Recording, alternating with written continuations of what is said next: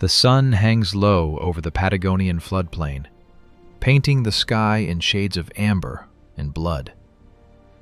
You need to understand something right now, before we go any further into this story.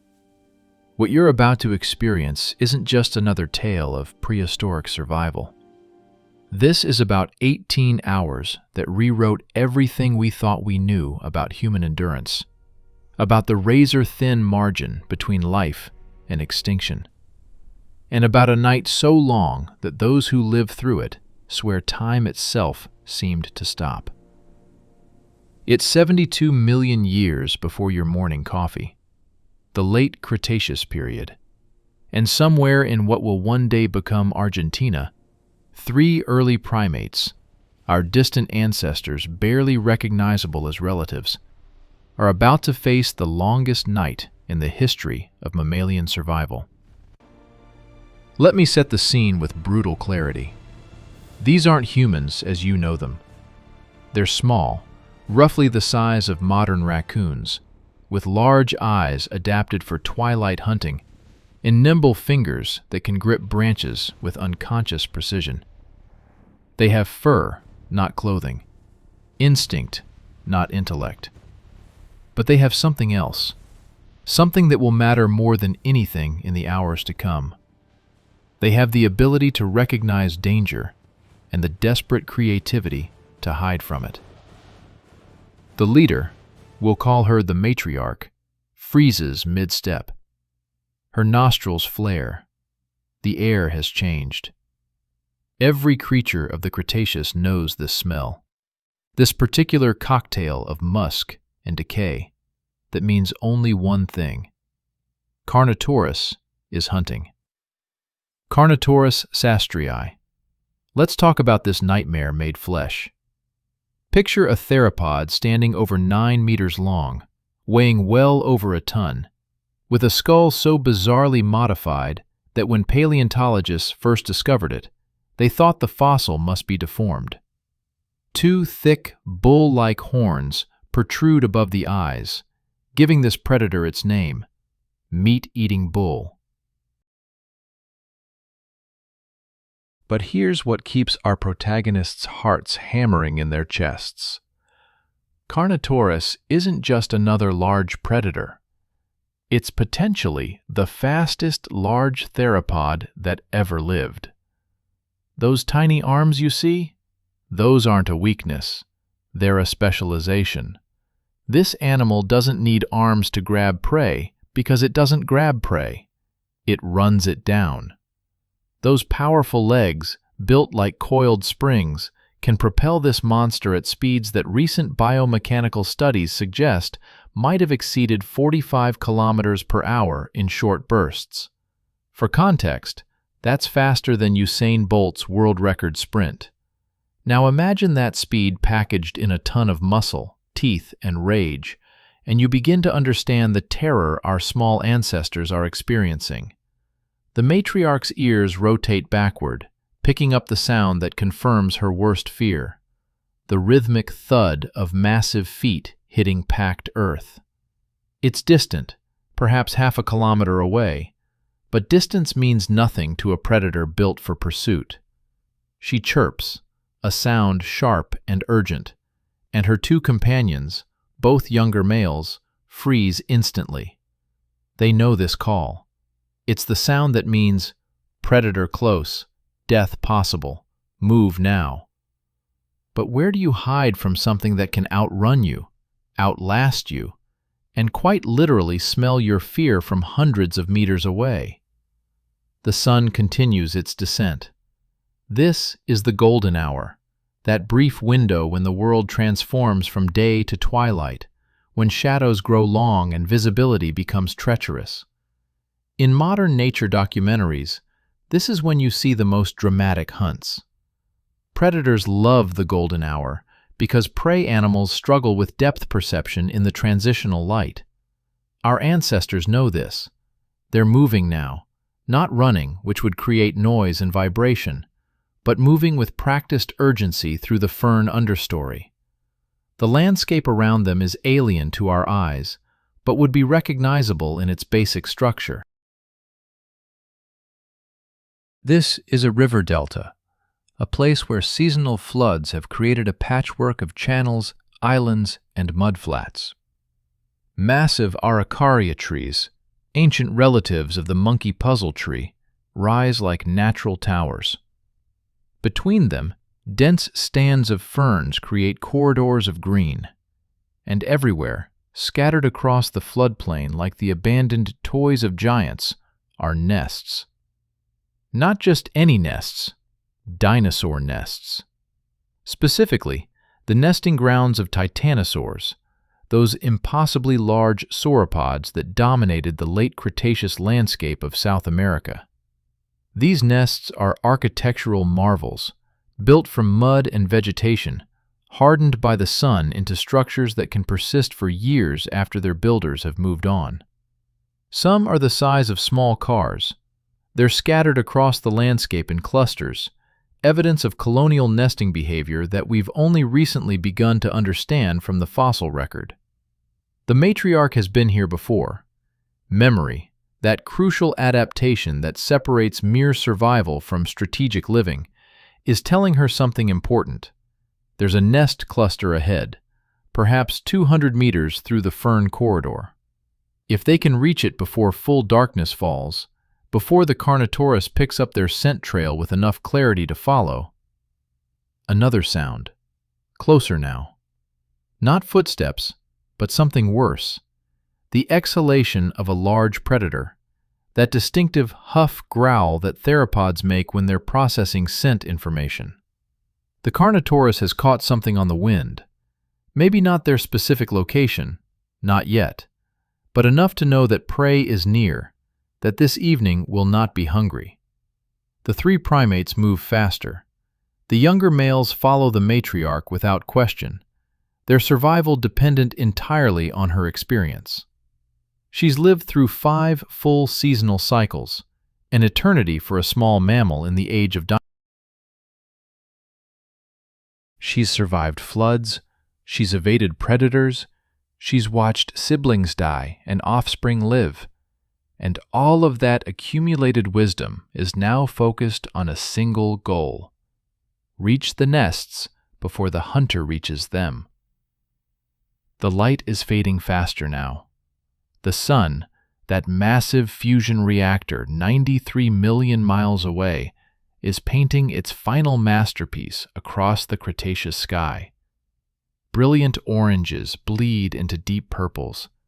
The first stars begin to appear, though these stars are arranged in constellations that no human will ever see, because the slow dance of galactic rotation will have completely rearranged them by the time our species emerges. They burst through a final wall of ferns, and suddenly they're there, the nesting ground. It's breathtaking in its scope. At least 20 individual nests spread across a clearing roughly the size of a modern football field. Most are empty, abandoned when the titanosaur hatchlings grew large enough to follow their parents to better feeding grounds. But a few, you can tell from the way the vegetation around them has been disturbed, are more recently vacated. These are the ones that matter. The matriarch makes a decision that will determine whether her companions live or die. She doesn't head for the closest nest, a relatively small structure, perhaps 2 meters across.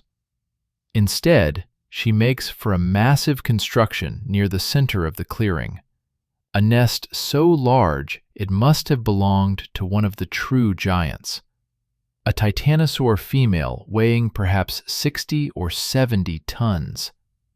This nest is nearly 4 meters in diameter, with walls that rise almost a meter high, made from mud that's been baked by the sun into something approaching the hardness of concrete. Why this one? Because size matters when you're trying to hide. A larger nest means a deeper bowl, more space to burrow down into old nesting material, better But there's a risk. The center of the clearing means they'll be exposed during the approach, visible to anything watching from the forest edge. The matriarch takes that risk. She scrambles up the hardened mud wall, and her companions follow. Inside the nest bowl, they find what she was hoping for: a thick accumulation of rotting vegetation, the remains of the original nesting material mixed with months of decomposition. It's perfect. It smells overwhelmingly of plant decay, which will help mask their mammalian scent. It's deep enough to burrow into, and the nest walls are high enough to provide both concealment and a defensive position. They begin to dig, not frantically, but with focused efficiency. Their small hands, so perfectly adapted for grasping branches, are equally adept at moving loose organic matter. Within minutes, they've created a hollow in the center of the nest, a space just large enough for all three of them to fit if they press together. The sun touches the horizon. The world transforms. Colors drain away, replaced by the blue-gray monotone of twilight. And in that transitional moment, the three primates settle into their hiding place and become absolutely still.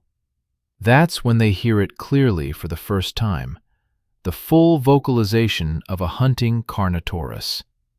It's not a roar, not like the Hollywood dinosaurs you've seen in movies. It's lower, a resonating bass rumble that you feel in your chest before you consciously hear it.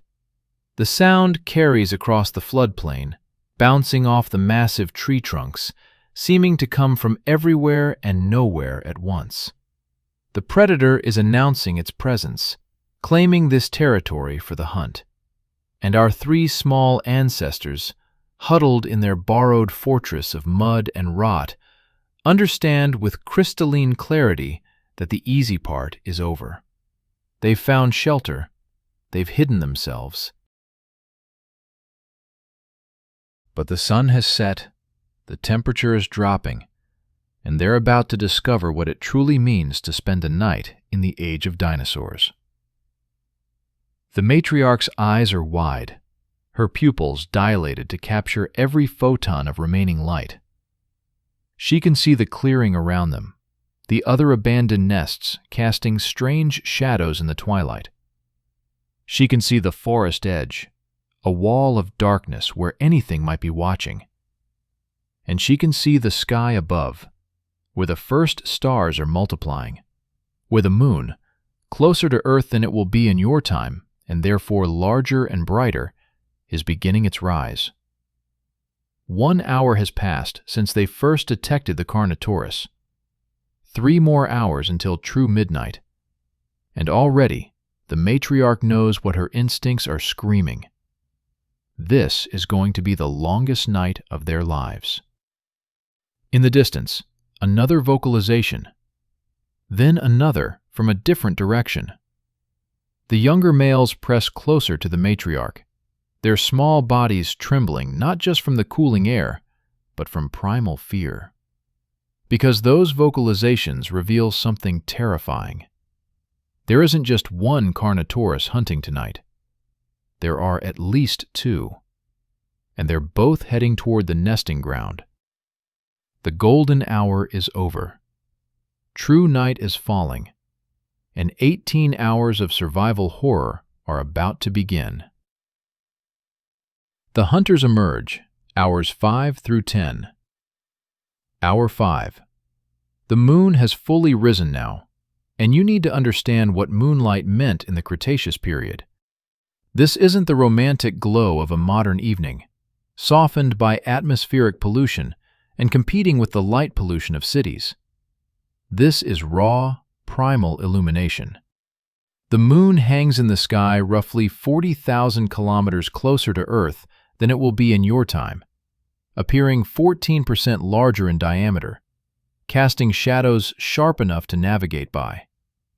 The clearing around the nests is bathed in silver light so bright you could count the scales on a theropod from 20 meters away. And that's exactly the problem. The matriarch hasn't moved in over an hour. None of them have. They've mastered the art of absolute stillness, that crucial survival skill that small mammals have been perfecting for millions of years. Their breathing has slowed to shallow, silent draws of air. Their hearts beat quietly in their chests, the adrenaline that initially flooded their systems now carefully regulated by bodies that understand panic is a death sentence. But their eyes are moving, always moving, scanning the clearing, the forest edge, the spaces between the abandoned nests, because they can hear them now, both of them, the two Carnotaurus that are systematically working their way toward this location. The first one emerges from the tree line at the southern edge of the clearing, and even though our protagonists have seen Carnotaurus before, even though they've spent their entire lives in a world dominated by these predators, the sight still triggers that ancient mammalian terror response that will echo down through 72 million years of evolution to reach you, right now, as your own heart rate increases reading these words. It's a male. You can tell from the slightly more robust build, the deeper chest that houses lungs capable of sustaining those terrifying pursuit speeds. In the moonlight, his scales catch the illumination in a way that makes him seem to shimmer, like he's coated in ghostly armor. Those distinctive horns above his eyes create a silhouette that's unmistakable, prehistoric and alien, and utterly wrong in a way that triggers every prey instinct our ancestors possess. He moves into the clearing with the confidence of an apex predator that has never, in his entire life, feared anything. Each step is measured, deliberate. His massive head swings slowly from side to side, not randomly, but in a systematic search pattern that speaks to intelligence we're only now beginning to appreciate in theropod dinosaurs.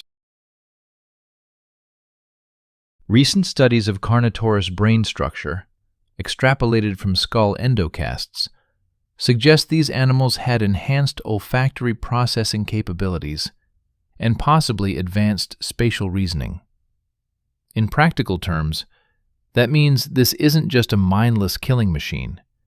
This is a hunter who understands his environment, who can track, who can predict, who can problem solve. And right now, he's solving the problem of where his next meal is hiding. The male stops perhaps 15 meters from the nest where our protagonists are concealed. His head rises, nostrils flaring as he processes the information carried on the night air. Here's what he's smelling: the overwhelming scent of rotting vegetation from the abandoned nests, the lingering pheromone markers of the titanosaurs who built this colonial nesting site, the sharp organic chemistry of decomposing plant matter, and somewhere, buried under all of that, the faint mammalian signature of potential prey. The matriarch makes a decision that demonstrates why she's survived this long. She doesn't hold her breath. That would eventually force a large, detectable exhalation. Instead, she continues her shallow breathing pattern, each inhalation and exhalation so minimal that it creates virtually no air disturbance. Her companions follow her lead, their survival dependent on mimicking her expertise. The Carnotaurus takes 3 steps closer. Now he's perhaps 10 meters away, close enough that they can see individual details. The texture of his scales, the way his powerful leg muscles ripple with each movement, the terrible elegance of a predator in his prime. His eyes, positioned forward on his skull to provide binocular vision, scan across the clearing. Those eyes are adapted for twilight hunting, with a tapetum lucidum, a reflective layer behind the retina that amplifies available light. In the moonlight, they glow with a dim amber luminescence, like dying embers. He's looking directly at their nest.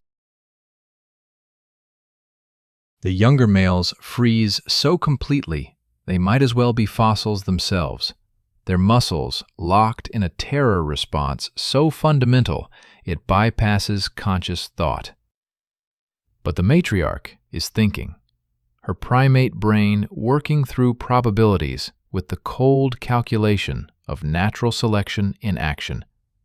She knows something crucial. They're downwind of the predator. That overwhelming scent of rotting vegetation isn't just masking their presence, it's creating an olfactory barrier that even a Carnotaurus's enhanced sense of smell might struggle to penetrate. Their best chance, their only chance, is to remain absolutely motionless and trust the concealment. The male Carnotaurus tilts his head, a gesture so bird-like it reminds us of the evolutionary connection between these animals and modern avians. He's processing information, weighing the effort of investigating every nest against the probability of finding prey. And then, just as the tension becomes almost unbearable, he makes his decision. He turns away. Not because he's given up on the clearing, but because something else has caught his attention. The second Carnotaurus has arrived.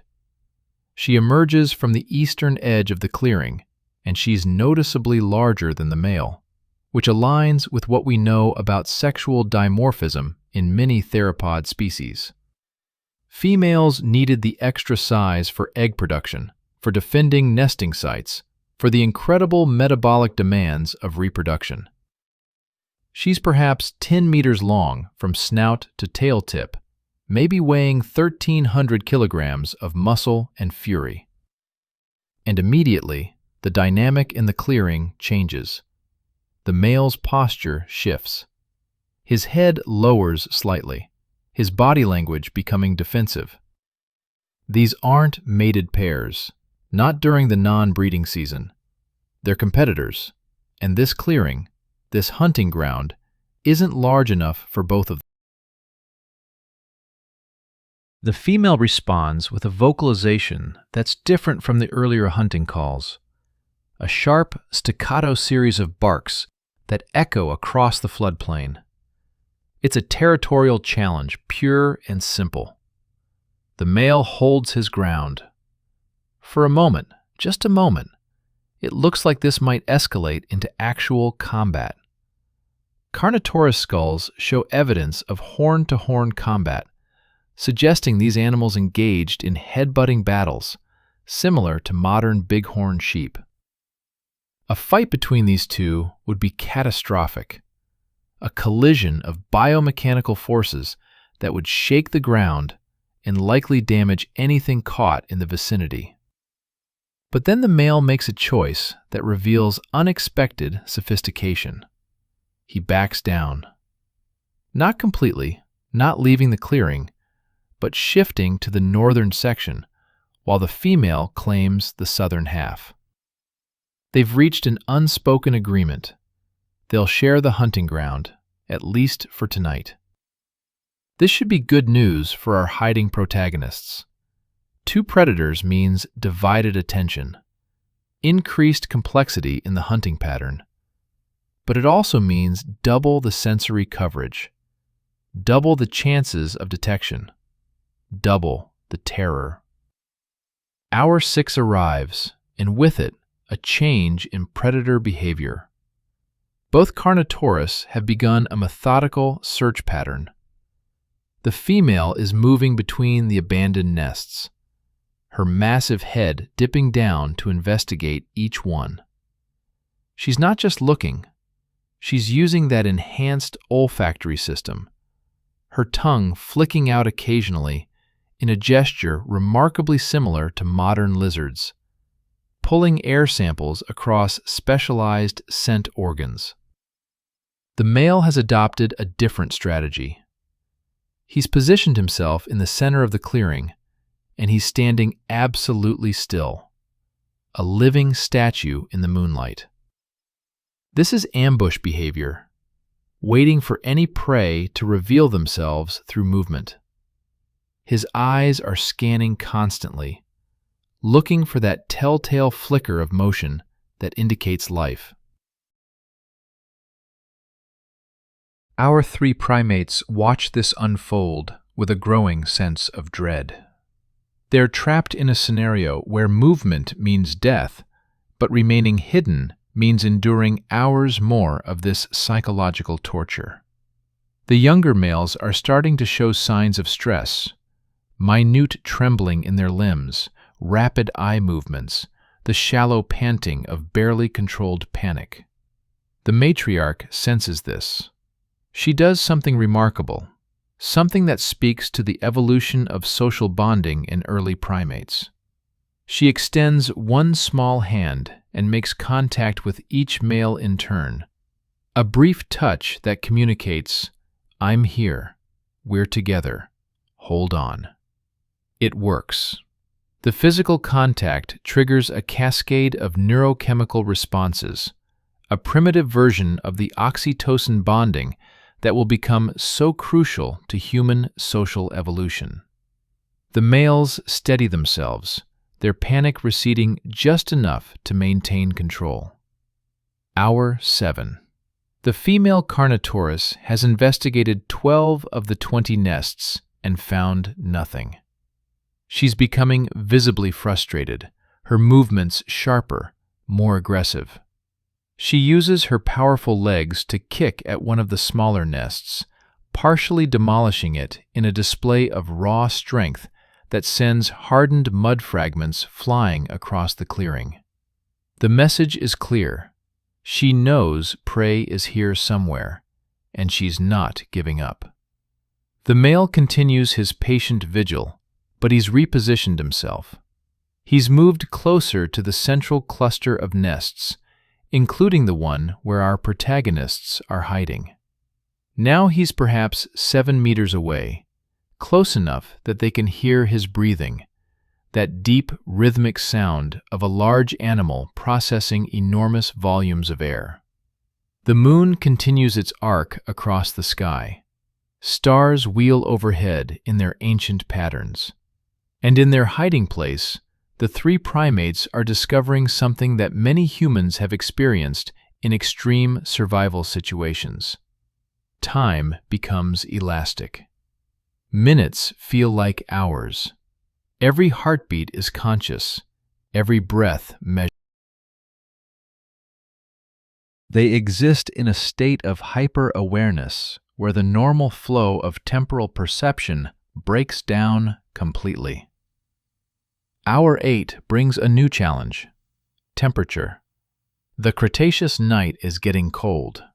Not freezing, the climate is far warmer than modern Patagonia, but dropping perhaps into the low teens Celsius. For small mammals with high metabolic rates, this creates a serious problem. They need to generate body heat to survive, but generating heat requires movement, requires increased respiration, requires exactly the kinds of physiological activity that might give away their position.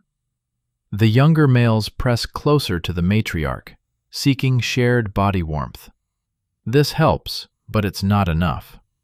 One of them, the smaller of the two, is beginning to shiver involuntarily.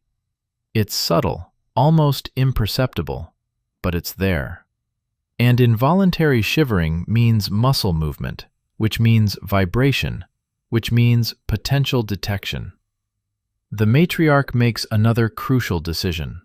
She shifts her position slightly, using her body to shield the shivering male from the direct line of sight to the predators. It's a small adjustment, perhaps only a few centimeters, but it's executed with such slow precision that it creates no detectable disturbance. And then she does something that demonstrates the kind of innovative problem-solving that will eventually lead to human intelligence. She uses her hands to gather some of the rotting vegetation around them and carefully, so carefully, pulls it over the shivering male like a blanket. The insulation helps. The shivering decreases. Crisis averted, for now. Hour 9. The female Carnotaurus has completed her circuit of the nests and returned to the center of the clearing. She and the male are now standing perhaps 5 meters apart, and there's a palpable tension between them. They're both frustrated, both hungry, both aware that prey should be here, yet finding nothing. And that's when the female does something that changes everything. She roars.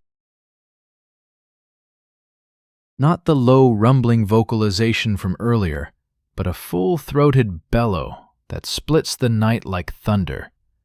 It's a sound of pure frustration, of territorial dominance, of predatory rage. The acoustic energy is so powerful that our three hiding primates feel it as much as hear it, a pressure wave that seems to vibrate through their bones. The male responds immediately with his own vocalization, and suddenly the clearing is filled with sound, with two of the Cretaceous period's apex predators engaged in a vocal battle that can probably be heard for kilometers in every direction. It's terrifying.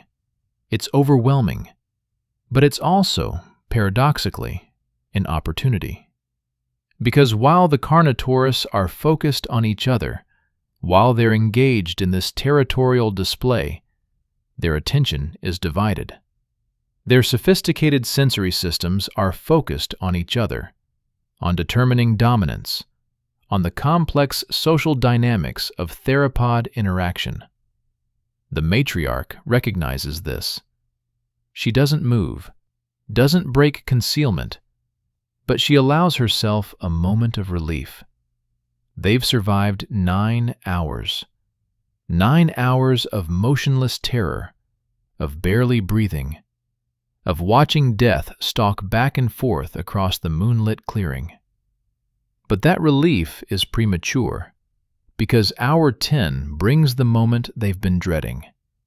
The moment when luck runs out, when perfect concealment meets imperfect reality, when survival becomes a question of split-second decisions. The smaller male, the one who was shivering earlier, his body finally rebels against the prolonged stress. His leg cramps. It's a simple muscle spasm, the kind of thing that happens to anyone who's held a difficult position for too long. It lasts maybe 2 seconds. He doesn't cry out, doesn't make a sound, but his leg moves.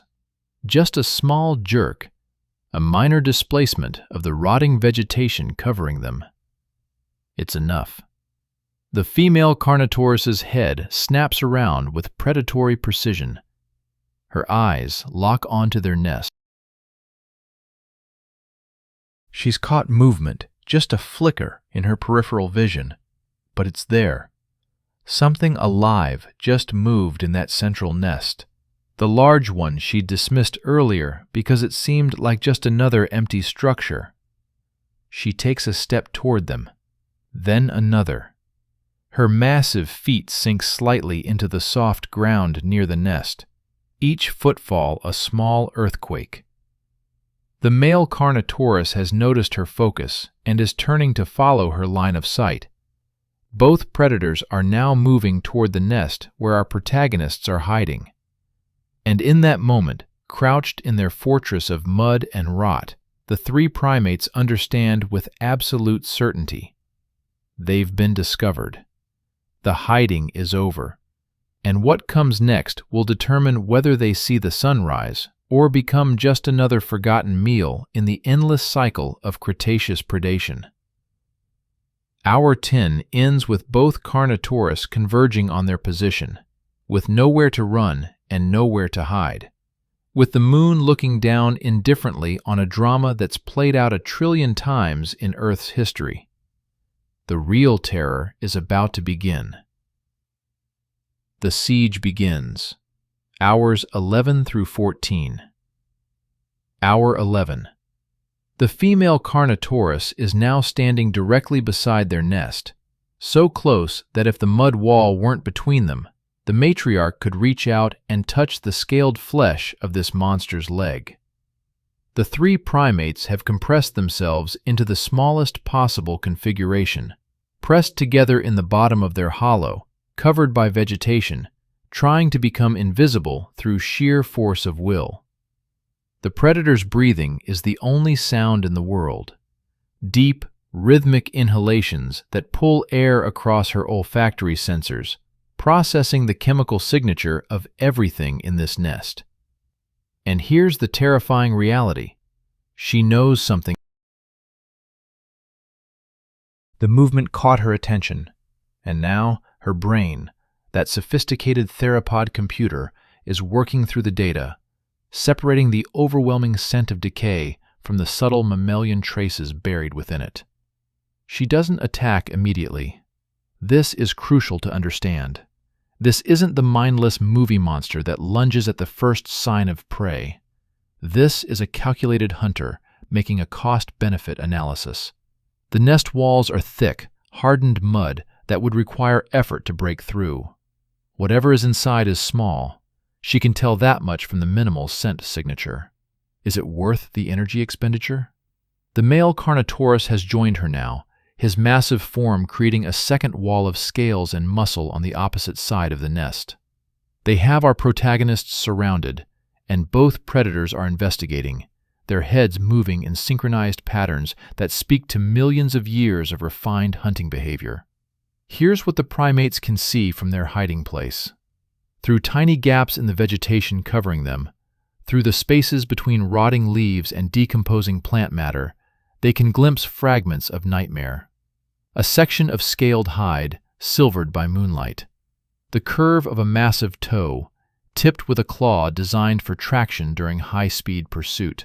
The edge of a jaw, lined with teeth that recent research suggests were specialized for gripping and tearing rather than crushing bone. Each fragment adds to a picture of overwhelming predatory superiority. The female makes a decision. She lowers her head and, with surprising delicacy for an animal her size, begins to investigate the top rim of the nest with her snout. She's not trying to break through, not yet. She's gathering more information, using the sensitive skin around her nostrils and mouth to detect heat signatures, to feel for the subtle air currents that indicate breathing organisms hidden below. The matriarch makes what might be the most important decision of her life.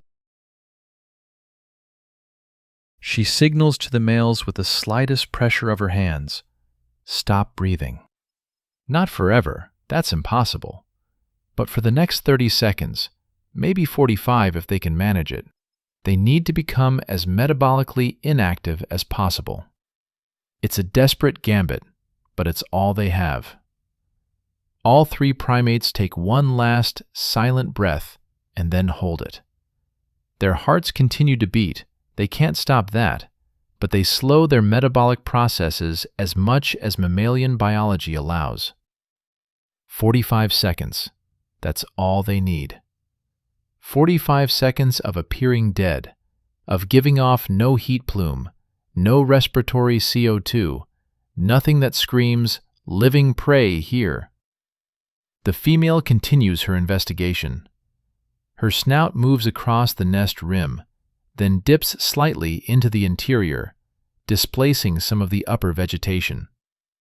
She's perhaps 30 centimeters from the matriarch's head, close enough that the matriarch can smell her, that distinctive predator musk mixed with the copper scent of old blood from previous kills. 20 seconds have passed. The younger male's lungs are beginning to burn. The involuntary urge to breathe is becoming overwhelming, triggering panic responses that their bodies are struggling to suppress. But they hold. They hold because the alternative is immediate death. 30 seconds. The female has withdrawn her head from the nest. She's standing upright again, processing what she's learned. The male is watching her, waiting for her assessment, for her decision on whether this is worth pursuing. 40 seconds. The smaller male's vision is starting to tunnel, his body screaming for oxygen, every cell demanding that he breathe now. And then, just as he's about to break, just as his body is about to override conscious control and force an inhalation that would give them away completely, the female makes her decision. She turns away from the nest. The primates don't breathe yet. They can't. Not while the predators are this close. But the immediate crisis has passed. The female has concluded that whatever moved in the nest, if anything did, is either gone or not worth the effort of excavation. She's a practical hunter, and there's an entire floodplain to search. The male follows her lead, and both Carnotaurus begin to move away from the central nest cluster. Only when they're 10 meters distant, only when they've turned their attention to a different section of the clearing, do our protagonists allow themselves to breathe again. The exhalation is as silent as they can possibly make it, but the relief is overwhelming. They've survived another crisis. The younger males are trembling, not from cold now, but from the after effects of oxygen deprivation and terror. Hour 12. This is the statistical midnight, the point halfway through the night when darkness is at its deepest despite the bright moon. And with midnight comes a change in the Carnotaurus hunting pattern. They've both moved to the edges of the clearing, and they're no longer actively searching. Instead, they've adopted waiting positions, separated by perhaps 50 meters, creating a perimeter around the nesting ground. This is sophisticated predator behavior. They're not giving up on the clearing, they're changing tactics. They're betting that whatever prey is hiding here will eventually have to move, whether from cold, from hunger, from the simple biological need to urinate or defecate. And when that movement happens, they'll be positioned to intercept. It's a siege, pure and simple. The Carnotaurus have surrounded the nesting ground, and they're settling in for a war of attrition. Our three primates recognize this strategy on an instinctive level. They've seen it before, watched from safe tree branches as predators employed similar tactics on other prey. But they've never been the ones trapped in the kill zone. The psychological pressure is immense.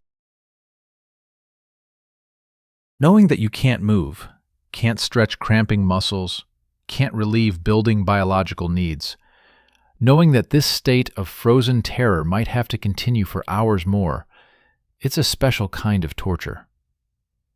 The matriarch does a calculation that demonstrates the mathematical genius buried in primate neurology.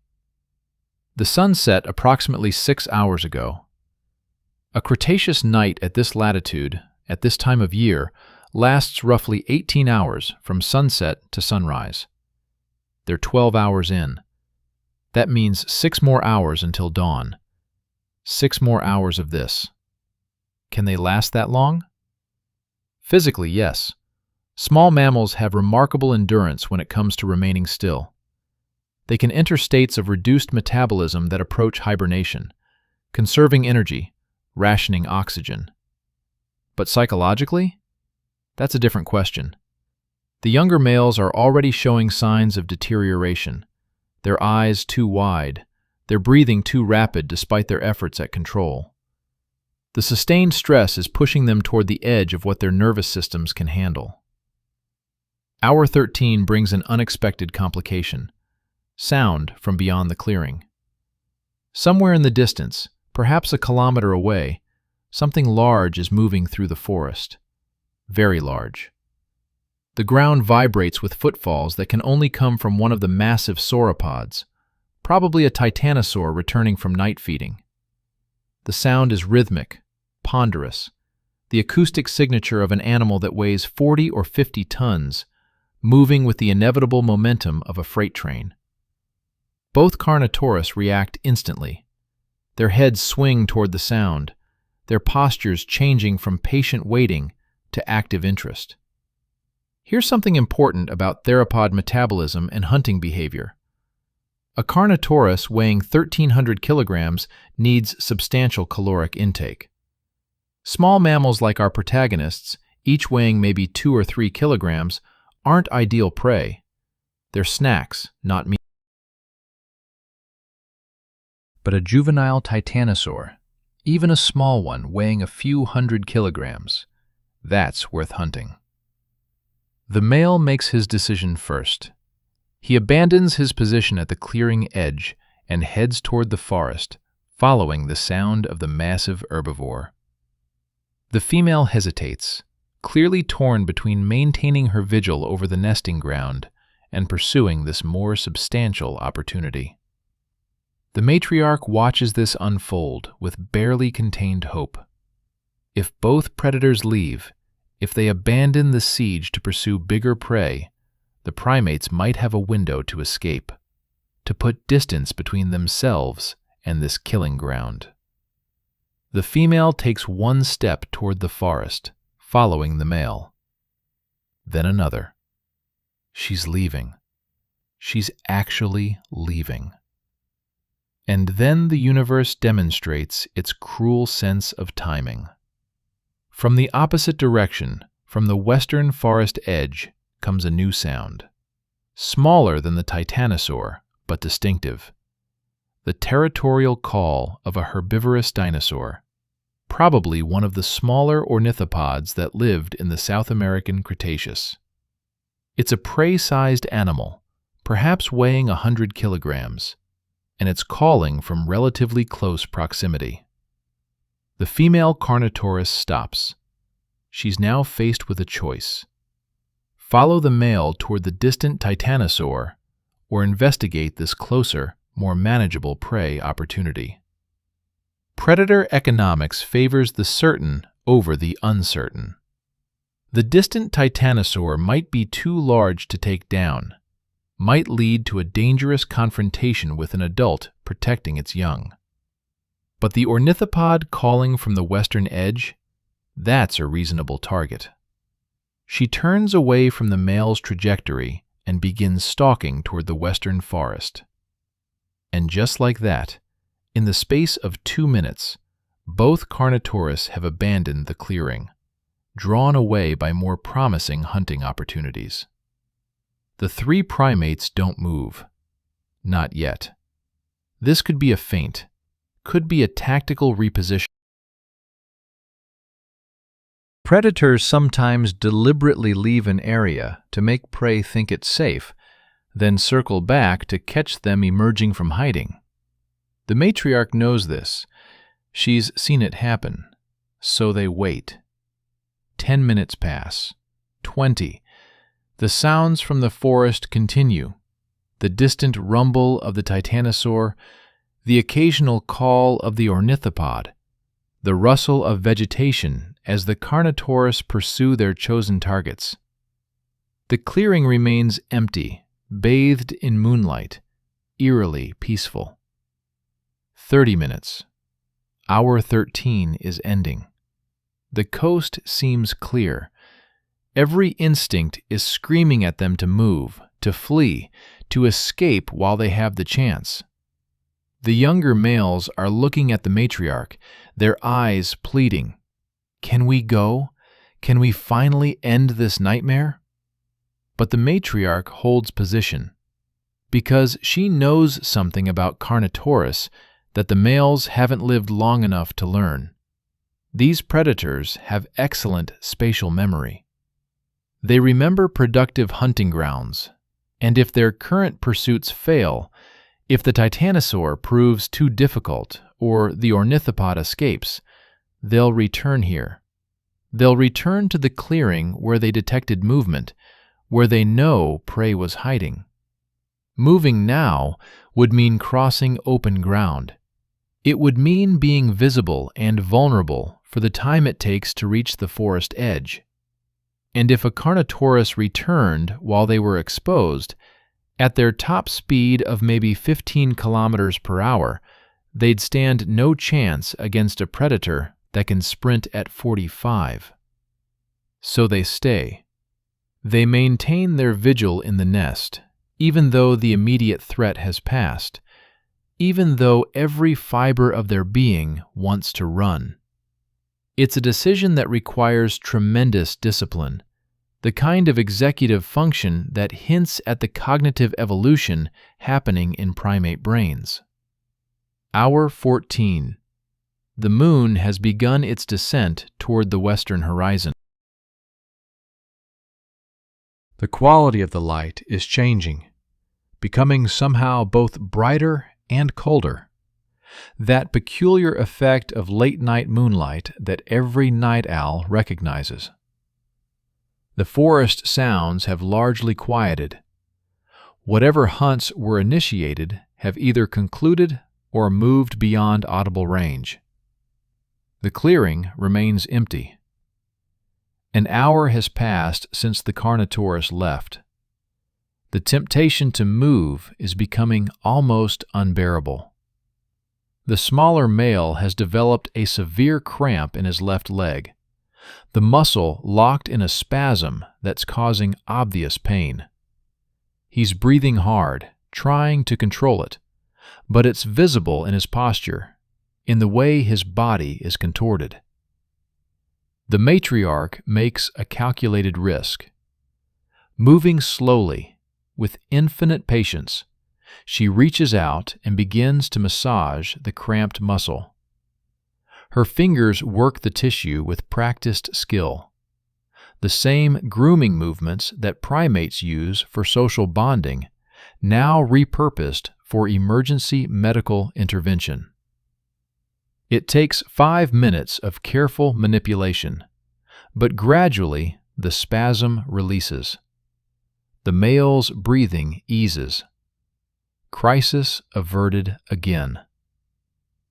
But that small movement, that necessary intervention, has cost them. Because in the forest, something has noticed. Not a Carnotaurus, not yet, but something else. The sound is subtle, barely audible.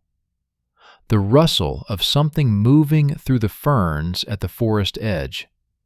Something lighter than a multi-ton theropod, but still substantial.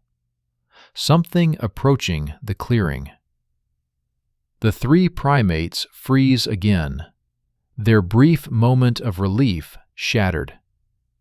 They can't see what's coming, not from their position low in the nest. All they can do is listen as whatever it is gets closer. The sound of displacement growing louder, more distinct. And then it emerges into the moonlight, and they see what evolution has sent to test them now. It's not a Carnotaurus. It's something potentially worse. A pack of smaller theropods, probably abelisaurids related to Carnotaurus but scaled down. Each animal perhaps 2 meters long, weighing maybe 40 kilograms. There are 6 of them, and they move with a coordinated precision of pack hunters. These are the wolves of the Cretaceous, animals that hunt through cooperation and persistence. And they're heading directly toward the nesting ground, their heads low, their movements suggesting they're following a scent trail. The scent trail left by the 3 primates when they first entered the clearing 7 hours ago. Hour 14 ends with a new threat emerging, with exhaustion setting in, with the younger males on the edge of psychological collapse, and with the matriarch facing an impossible question. How much more can they endure before survival becomes impossible? The night is not done with them yet, not even close. The wolves of the Cretaceous, hours 15 through 18. Hour 15. The pack of smaller theropods has spread out across the clearing in a search pattern that speaks to collective intelligence, to coordinated hunting behavior that paleontologists are only now beginning to fully appreciate in the fossil record. These aren't mindless scavengers. These are sophisticated predators with a completely different hunting strategy than the massive Carnotaurus. Where the bullhorn giants rely on speed and power, these smaller hunters use numbers, persistence, and something far more dangerous: problem-solving ability. The lead animal, slightly larger than the others and bearing scars across its snout that testify to a life of violent competition, pauses near the edge of the clearing. Its head is lowered, nostrils working overtime as it processes the scent information on the ground. And here's where the situation becomes truly desperate for our hiding primates.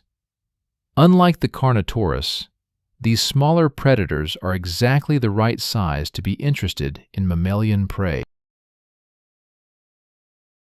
A 2 or 3 kilogram primate isn't a snack to them, it's a legitimate meal. And there are 3 primates hidden in that nest, which means 9 kilograms of meat, enough to feed the entire pack. The matriarch watches through her tiny gaps in the vegetation as the pack leader begins to follow their old scent trail.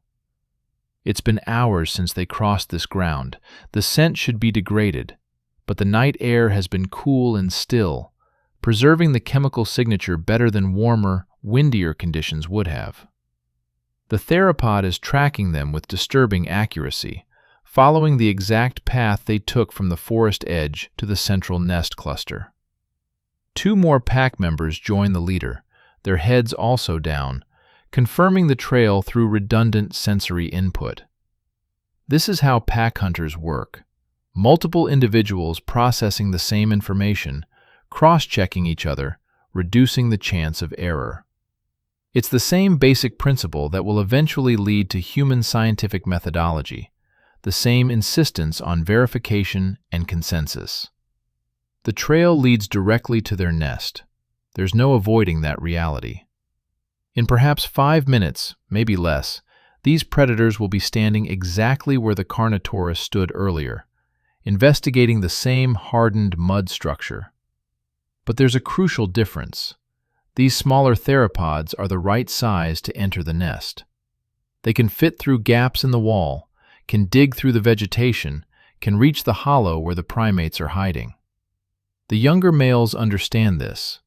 The smaller one, who has already been through so much tonight, whose nervous system has been pushed past what should be its breaking point, begins to tremble uncontrollably. It's not a conscious decision.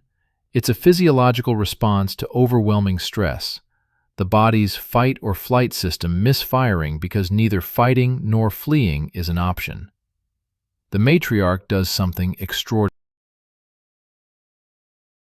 She pulls both males close, wrapping her arms around them in an embrace that's clearly protective, clearly maternal, despite the fact that she's not their mother. And then she does something that demonstrates the kind of innovative thinking that will eventually characterize primate evolution. She begins to groom them. Right there, in the middle of a life-or-death crisis, she starts the rhythmic picking and sorting of fur that's the foundation of primate social bonding. It seems insane. It seems like exactly the wrong thing to do. But it's brilliant. Because grooming triggers neurochemical responses, releases endorphins and oxytocin, chemically forces the body to calm down. The trembling begins to subside. The male's breathing steadies. They're still terrified, still facing imminent death, but they're functional again. They're in control. The pack has reached the outer nests now. 3 of the 6 theropods are methodically investigating each structure, while the other 3 maintain a perimeter watch. It's sophisticated tactical behavior, the kind of thing that requires not just instinct, but learned strategy. Cultural transmission of hunting techniques from older to younger pack members. These animals are experienced, and that makes them far more dangerous than raw aggression ever could. Hour 15 is ticking away. The pack is moving through the nests in a systematic spiral pattern that will inevitably bring them to the central structure where our protagonists hide. They're investigating each nest thoroughly, not with the impatient frustration of the Carnotaurus, but with methodical patience.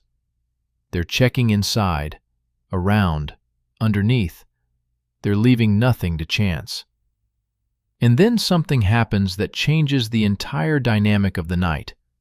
From the eastern forest edge comes a sound that every animal in the clearing recognizes instantly. The low, rumbling vocalization of a Carnotaurus. the male has returned. The pack of smaller theropods reacts immediately. They abandon their search pattern and scatter, not fleeing entirely, but retreating to the forest edges, creating distance between themselves and the incoming apex predator. Because here's a brutal reality of Cretaceous ecology. Carnotaurus doesn't just hunt herbivores. They're opportunistic predators, and a 40-kilogram theropod is absolutely on the menu if the opportunity presents itself. The male Carnotaurus emerges into the clearing, and his body language tells a story of frustration. Whatever hunt he pursued in the forest has failed. The titanosaur was too large, too well defended, or simply too much effort for the potential reward. He's returned to the nesting ground, to the area where he knows he detected prey earlier, looking for a guaranteed meal, even if it's smaller than ideal. And he's not alone. The female arrives seconds later from the western edge, and her hunt has clearly failed as well. The ornithopod escaped, or proved too fast, or led her into terrain where the pursuit became dangerous. She's also returned to the clearing, and now both Carnotaurus are back, their patience worn thin by failure, their hunger sharpened by wasted energy. The pack of smaller theropods has a decision to make. Abandon the area entirely and cede the hunting ground to the larger predators, or try to maintain their search while avoiding direct confrontation. They choose a middle path, retreating to positions at the very edges of the clearing, but not leaving entirely. They're waiting, watching, looking for an opportunity. What none of the predators realize is that they've created a siege within a siege. The two Carnotaurus have returned to their vigilant waiting positions around the nesting ground. The pack of smaller theropods has formed an outer perimeter, and in the center, in their fortress of mud and rot, 3 tiny primates are now surrounded by 8 predators, representing 2 completely different hunting strategies and size classes. Hour 16. The moon is low on the western horizon now, its light becoming angled, creating longer shadows across the clearing. This is the hour before astronomical dawn, when the sun is still 18 degrees below the horizon, but the very first signs of its approach begin to affect the atmosphere. The stars on the eastern horizon are starting to fade, just barely, imperceptibly, unless you've been watching them all night. The matriarch has been watching. She knows what those fading stars mean. She knows that sunrise, actual visible sunrise, is perhaps 2 hours away. 2 more hours of this impossible situation, and then the world will change. Diurnal predators will retreat to shaded areas to rest. Nocturnal hunters will seek shelter. The deadly concentration of predators around this clearing will disperse as different species respond to different circadian rhythms. 2 hours. It might as well be an eternity. The female Carnotaurus has returned to her earlier position beside their nest. She's standing motionless again, that patient predator stance that she can apparently maintain indefinitely. But there's something different about her posture now. She's not just waiting, she's committed. She's decided that this nest, this specific structure, contains prey. Her earlier investigation told her that. The fact that she detected movement and scent here has convinced her that patience will be rewarded. She's not wrong. And that's the terrifying part. She's made the correct tactical decision based on accurate information. The only question is whether our protagonists can outlast her certainty. The smaller theropod pack has noticed the female's focus on the central nest. Several of the pack members are watching her, reading her body language, coming to their own conclusions about where prey might be hiding.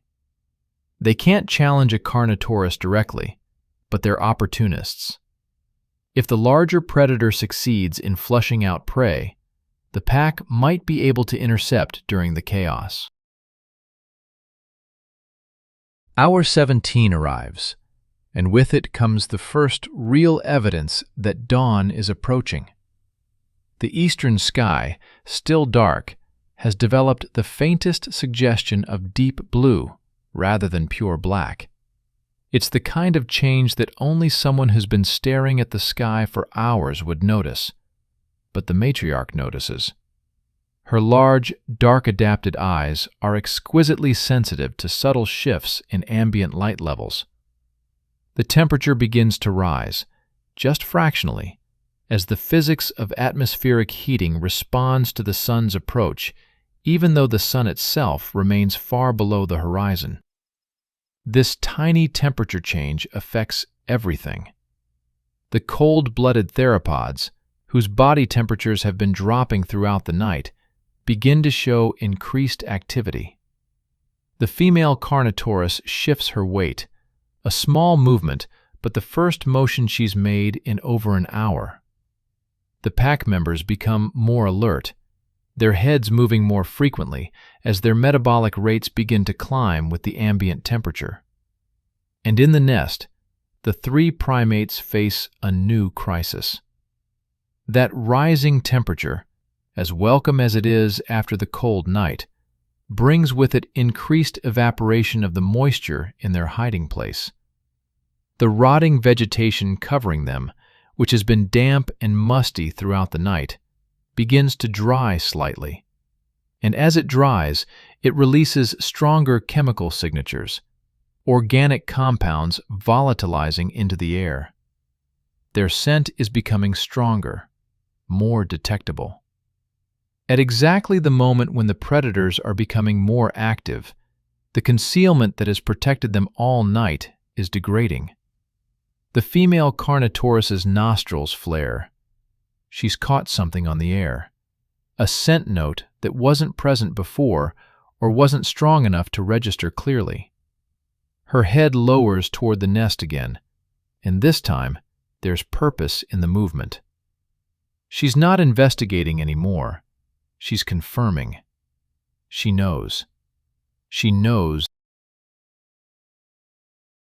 The male Carnotaurus has noticed his companion's renewed interest. He approaches from his position, his massive feet creating tremors that the primates can feel through the ground. Both apex predators are now standing directly beside the nest, and there's no more ambiguity, no more uncertainty in their posture. They've made their decision. Whatever is in this nest is worth the effort of extraction. The female begins to use her powerful legs to scrape at the base of the nest, not attacking the structure itself yet, but testing its stability, looking for weak points. The male moves to the opposite side and mirrors her behavior. They're working together now, coordinating their efforts in a way that suggests either learned behavior or innate pack-hunting instincts being applied to a stationary target. The nest begins to shake. Not violently, not yet, but enough that the primates can feel their fortress starting to fail.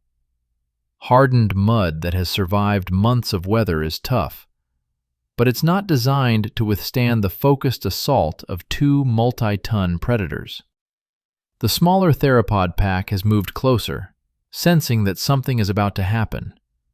They're positioned in a loose semicircle around the nest, waiting for the moment when the Carnotaurus break through, ready to dart in and grab whatever emerges. The matriarch is out of options. They can't hide anymore. The nest is failing. They can't run. They're surrounded by 8 predators. Fighting is absurd. They're completely outmatched. Every choice leads to death. But then evolution, that blind watchmaker, that random generator of possibilities, offers one final option. The matriarch looks up, through the gaps in the vegetation, past the rim of the shaking nest, and she sees something the predators haven't noticed because they're focused downward. One of the massive araucaria trees at the clearing's edge has a branch that extends out over the nests, perhaps 7 meters above the ground, and hanging from that branch, swaying gently in the pre-dawn breeze, is a vine thick enough to climb. It's too far to reach from ground level, but from the top of the nest wall, if they could get there, if they could time it perfectly, if they could leap at the exact moment when the vine swings closest, it's impossible. It's a desperate fantasy. The odds of success are infinitesimal. But infinitesimal odds are better than certain death. The female Carnotaurus has found a weak point in the nest wall, a section where the mud didn't compact quite as densely, where weathering has created tiny cracks. She's focusing her efforts there, using her powerful legs to kick at it repeatedly. Each impact sends fractures spreading through the ancient structure. Hour 18 begins. The eastern sky is definitely lighter now, showing bands of deep blue and purple that herald the approaching sunrise. Somewhere in the forest, a bird, one of the early avians that are just beginning to diversify in the late Cretaceous, makes its first tentative call of the morning. The nest wall cracks. A piece the size of a human fist breaks away, then another. The female is breaking through. In less than a minute, maybe 2, there will be a hole large enough for her to reach inside, to grab whatever she finds there. The matriarch makes her decision. She chirps, sharp and urgent, the sound she's used all night to maintain control. Both males look at her, their eyes wide with terror and confusion. And then she does something none of them have ever attempted before. She just stands up in the bottom of the nest, revealing their position completely, abandoning all concealment. The movement is so unexpected, so contrary to everything they've done all night, that it creates a moment of cognitive dissonance in the predators. For just a second, maybe 2, the Carnotaurus pause their assault, their brains processing this sudden appearance of prey. And in that second of confusion, the matriarch launches herself at the nest wall. Not the section the predators are attacking, but the opposite side, the intact section that's still strong. She scrambles up the interior face with desperate speed, her claws finding purchase in tiny irregularities, her muscles powered by adrenaline and the absolute conviction that this is their only chance. She reaches the top of the wall. The 2 males, operating on pure trust, follow her without understanding why. They're climbing, ascending into visibility, into vulnerability. While below them both, Carnotaurus are turning, their predatory instincts triggered by the movement, their jaws opening. The matriarch reaches the rim of the nest wall. She's 7 meters above the ground, exposed on all sides, and the vine is swinging toward her, just coming into range. She doesn't think. There's no time for thought, only action. She leaps. For a moment, she's airborne in the pre-dawn light, a tiny mammal flying through space, while below her 8 predators watch, while the moon sets behind her, while the sun prepares to rise ahead of her. It's a moment frozen in time, a moment that encapsulates the entire, desperate gamble of mammalian evolution in the age of dinosaurs. Her hands close around the vine. She grips it, swings, and the vine holds. The 2 males leap after her, one after another, desperate jumps into empty air. The first male makes it, grabbing the vine below her position. The second, the smaller one who has struggled all night, his jump is short. He's going to miss. But the matriarch, hanging from the vine with one hand, reaches down with the other and catches him as he falls past, her fingers closing around his arm with a grip strength born of millions of years of arboreal adaptation. The vine swings wildly from the impact and additional weight, but it holds. Below them, the female Carnotaurus leaps, her powerful legs propelling her massive body upward in an attempt to intercept. Her jaws snap shut centimeters from the smaller male's feet. The miss is so close they can feel the displacement of air, but it is a miss. The three primates climb the vine with frantic speed, ascending toward the branch, toward safety, toward survival. The pack of smaller theropods is in chaos below, running in confused circles. The male Carnotaurus is trying to follow the female's leap, but his timing is off. His jump falls short. The matriarch reaches the branch and pulls herself onto it. The males follow. They don't stop, don't pause to celebrate. They just keep moving, scrambling along the branch toward the main trunk, seeking the security of the tree's upper reaches where no ground-based predator can follow. And then they're there. High in the Araucaria tree, 40 meters above the ground, in a place where branches form a natural platform and the morning breeze carries the scent of vegetation instead of predators. They collapse together, their bodies shaking from exhaustion and adrenaline crash, their minds struggling to process that they're alive, that they survived, that the impossible night is ending. The eastern sky is brilliant now, bands of orange and pink spreading across the horizon. The sun itself, that massive fusion reactor, breaks the horizon and light floods the Cretaceous landscape. True dawn has arrived. Below, in the clearing, the Carnotaurus and the pack of smaller theropods are already dispersing. The diurnal-nocturnal shift is happening. Predators and prey reorganizing themselves according to the rhythms that have governed life on Earth for hundreds of millions of years. The three primates sit in their tree and watch the sunrise. 18 hours. 18 hours of hiding, of terror, of impossible decisions and desperate gambles. 18 hours that tested the limits of what small, vulnerable mammals could endure in a world designed for giants. They survived. Against odds that should have been insurmountable, they survived. And in that survival, in that combination of intelligence, cooperation, and sheer, desperate innovation, you can see the seeds of something remarkable.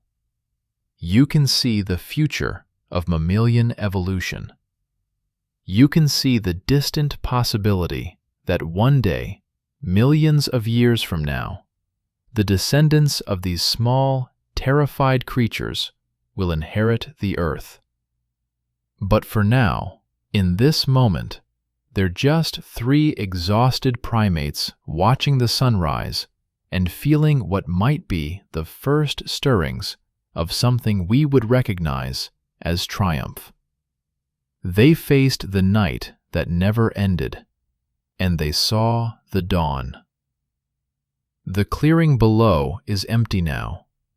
The abandoned nests sit silent in the morning light, including their fortress of mud and rot, now broken and scarred by the Carnotaurus assault, but still standing.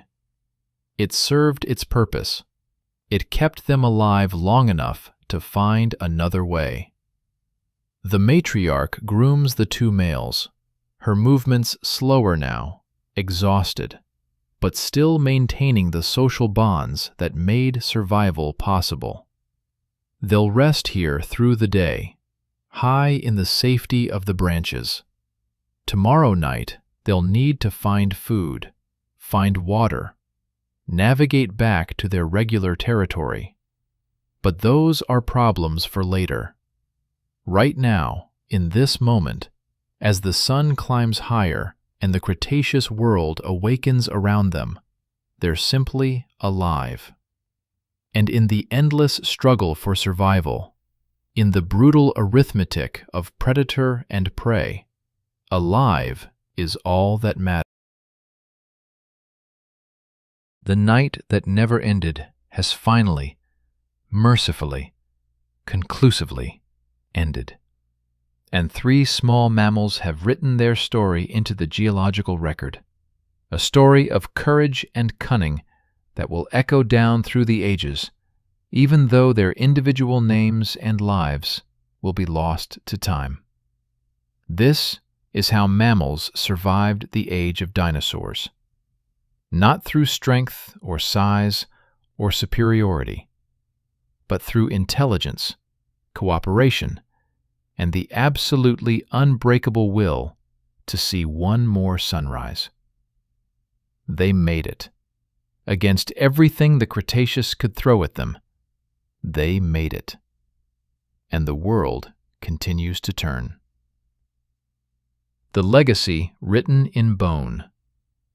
The sun climbs higher over the Patagonian floodplain, and we need to pull back now, to zoom out from this individual drama and understand what it means in the vast scope of deep time.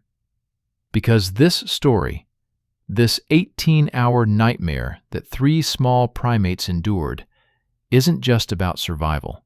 It's about the invisible threads that connect their desperate flight to you, sitting here reading these words 72 million years later. Let me take you forward in time, not gradually, but in leaps, in the way paleontologists experience history when they're standing in a dig site, holding fossils separated by millions of years of geological layers. 66 million years ago, the clearing where our protagonists hid is now buried under 3 meters of sediment. The nest that sheltered them has been compressed, fossilized, its structure preserved in exquisite detail by the peculiar chemistry of rapid burial in fine-grained floodplain deposits. And something catastrophic is about to happen. An asteroid 10 kilometers in diameter is hurtling toward the Yucatan Peninsula at 70,000 kilometers per hour.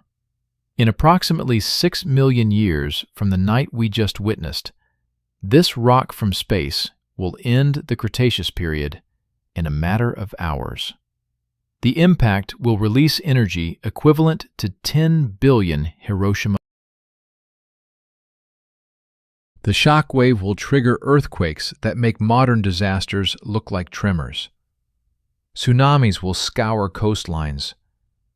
Most devastating of all, the debris thrown into the atmosphere will block sunlight for months, maybe years, collapsing food chains from the bottom up. The Carnotaurus lineage will go extinct. Every single one. The female who hunted our protagonists, her descendants, her entire evolutionary branch, will be erased from existence. The pack of smaller theropods, gone. The titanosaurs, whose nests provided shelter, extinct. 75% of all species on Earth will disappear in what paleontologists call the KPG extinction event. But small mammals, animals descended from creatures very much like our 3 survivors, will make it through.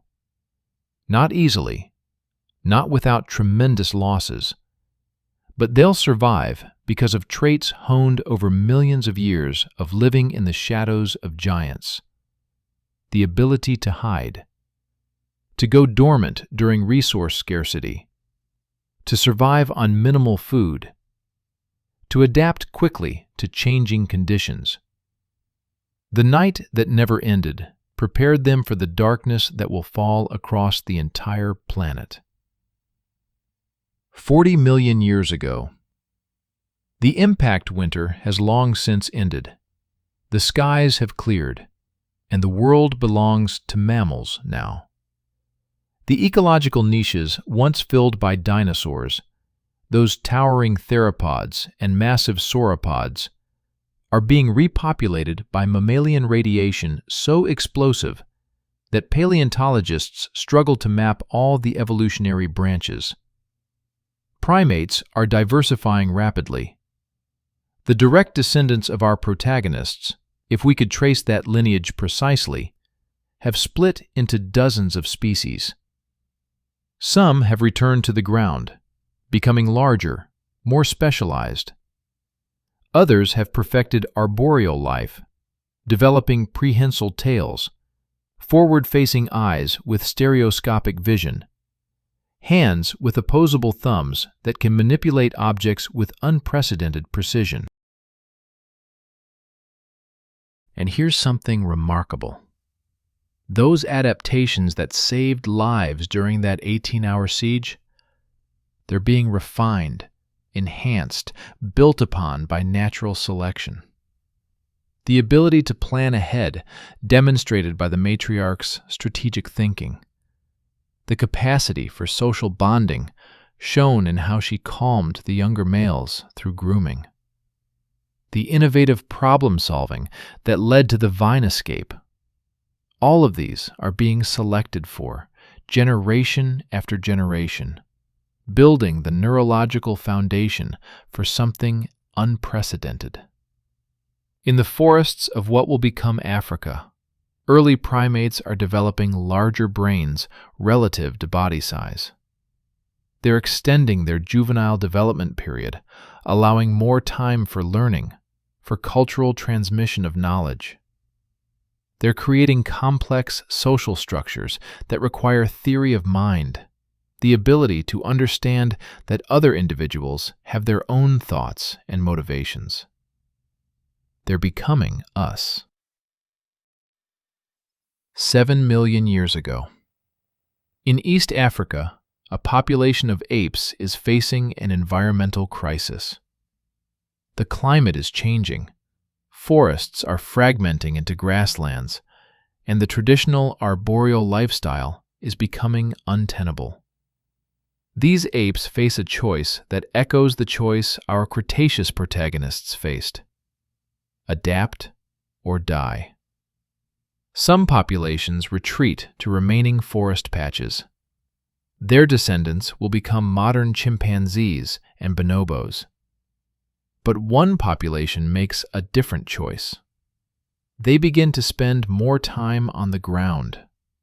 They start to walk upright, not perfectly at first, but enough to free their hands for carrying food, for wielding objects, for tasks beyond locomotion. This is the hominin lineage emerging. This is your direct ancestry beginning to diverge from the other great. And if you trace the evolutionary pressures that made this possible, if you follow the selective advantages of intelligence, manual dexterity, social cooperation, and innovative thinking, you can draw a line, however faint, back through 65 million years of mammalian evolution to that night in the Cretaceous clearing. 200,000 years ago. In Africa, a species has emerged that would seem impossible to those Cretaceous primates. Homo sapiens. Humans. Creatures that stand fully upright, that have brains 3 times larger than our closest living relatives, that use complex language with recursive syntax, that create art and music and symbolic thought. But strip away the cultural complexity, the technology, the civilization, and look at the fundamental survival strategies these humans employ. When threatened by predators, early humans hide. They use camouflage, concealment. They remain motionless for hours if necessary. When resources are scarce, they cooperate, sharing food and knowledge within tight social groups. When faced with seemingly impossible challenges, they innovate, using tools and tactics that their prey or predators couldn't anticipate. These are the same strategies that saved 3 small mammals 72 million years earlier. The tactics have been refined, complexified, enhanced by enormous brains and opposable thumbs and language. But at their core, they're identical. Hide from danger, work together, think creatively, survive. 72 million years later, today, you're sitting somewhere right now, reading this story.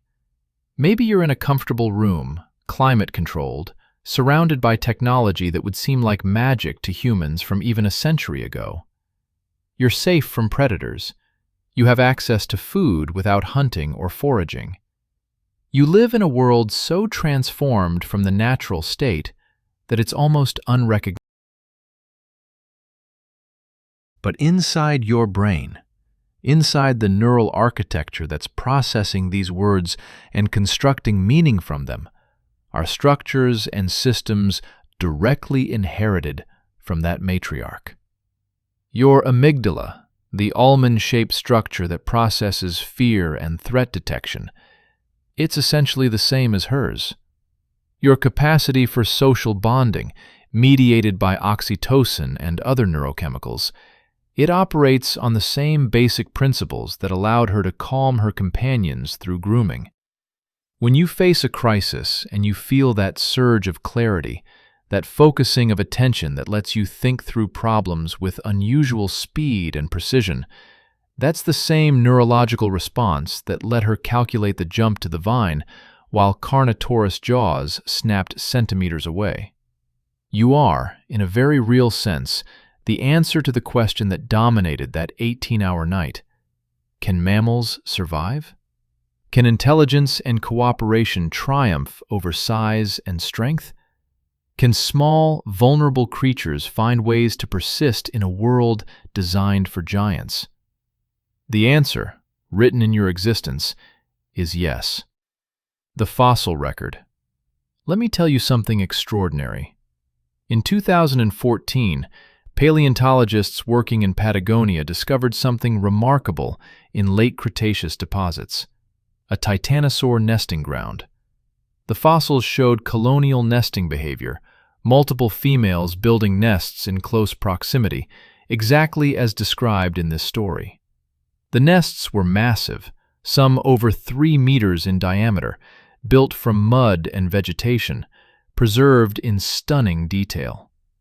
And in some of those nests, buried in the sediment layers, they found tiny mammal fossils, small primates, roughly raccoon-sized, that had died and been buried in the same deposits as the dinosaur nests. The paleontologists couldn't determine exactly how these mammals died, whether they were prey, scavengers, or simply animals that happened to shelter in abandoned nests. But the bones were there. The evidence was small mammals and massive dinosaurs, living in the same ecosystem, occupying the same physical space, their remains now jumbled together in the geological record. We can't know the individual stories. We can't know if any specific mammal spent 18 hours hiding from Carnotaurus in a titanosaur nest. The fossil record doesn't preserve that level of behavioral detail. But we know it's possible. We know the animals existed. We know the predators existed. We know the nests existed. We know the ecological relationships that would have made such an encounter not just possible, but probable, perhaps even routine. The story you just read is fiction in its specifics, but science in its fundamentals. Every detail about Carnotaurus, about late Cretaceous ecology, about primate behavior and evolutionary biology is grounded in research, in fossil evidence, in our best understanding of how this ancient world functioned. The deeper meaning. But here's what that story really represents, beyond the drama and suspense and paleontological accuracy. It represents every moment of survival against impossible odds that led to you. Every time an ancestor, whether mammalian or earlier, faced extinction and found a way through. Every environmental catastrophe, every predator encounter, every resource crisis that could have ended your lineage but didn't.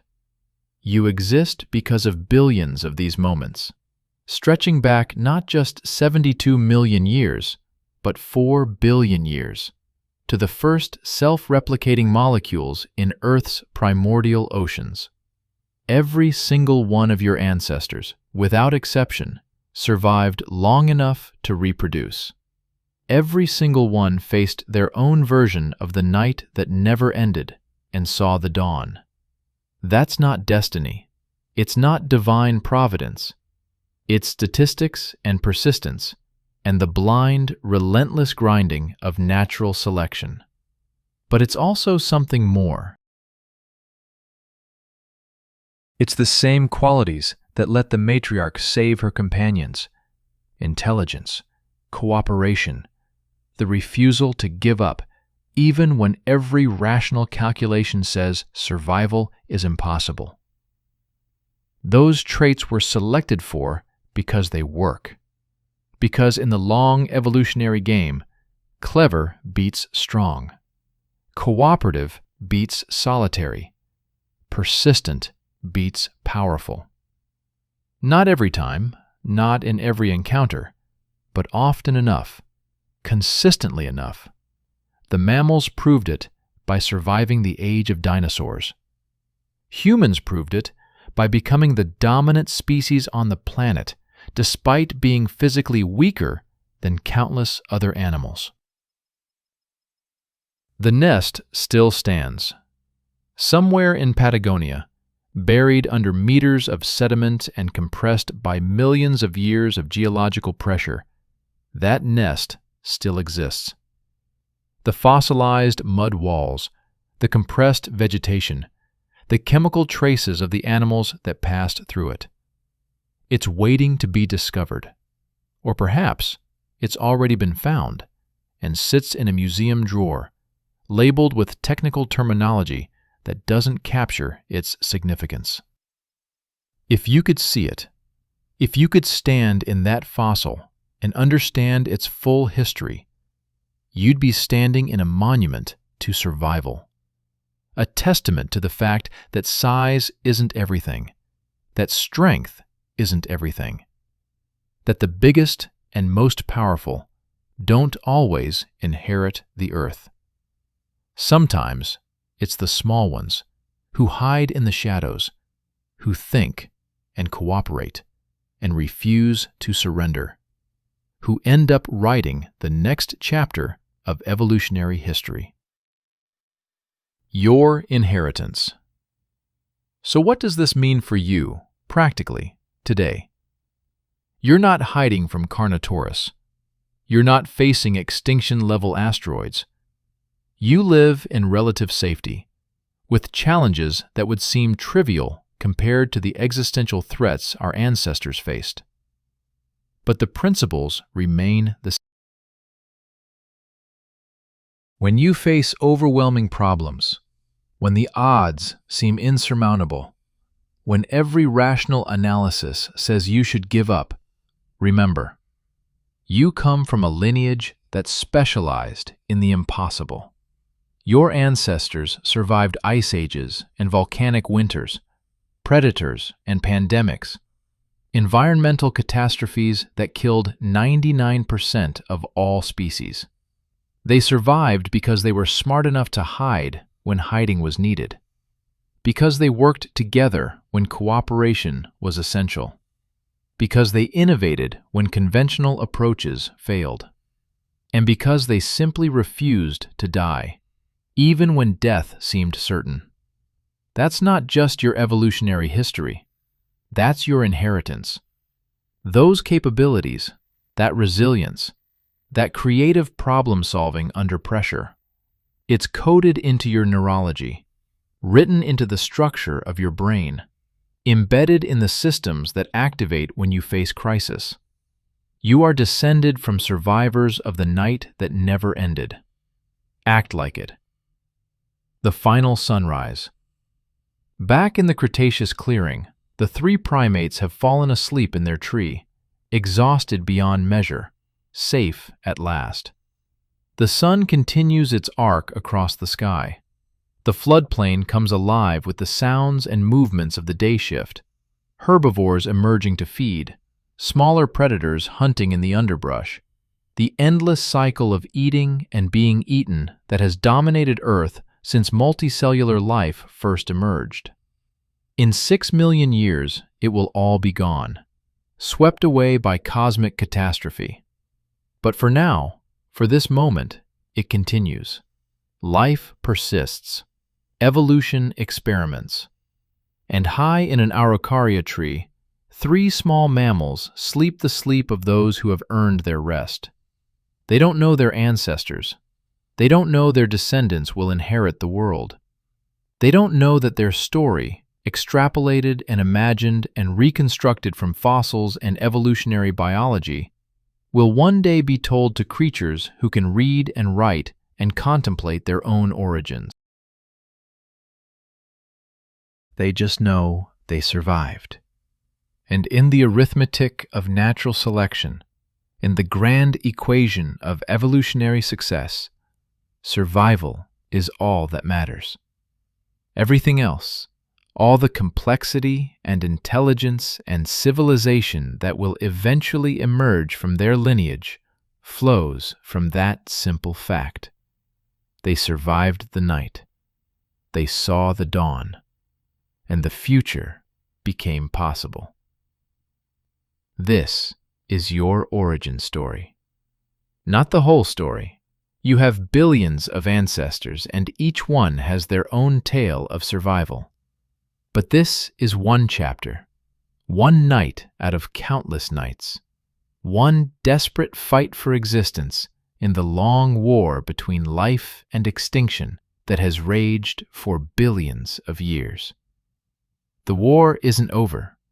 It will never be over as long as life exists. But for now, for this moment, for this one 18-hour siege in the late Cretaceous period, the small ones won. Remember that when facing your own impossible nights. You come from winners. You come from survivors. You come from creatures who hid from Carnotaurus in abandoned dinosaur nests and lived to see the sunrise. That legacy is yours. Use it wisely. The night that never ended has finally, completely, conclusively ended. The dawn has arrived.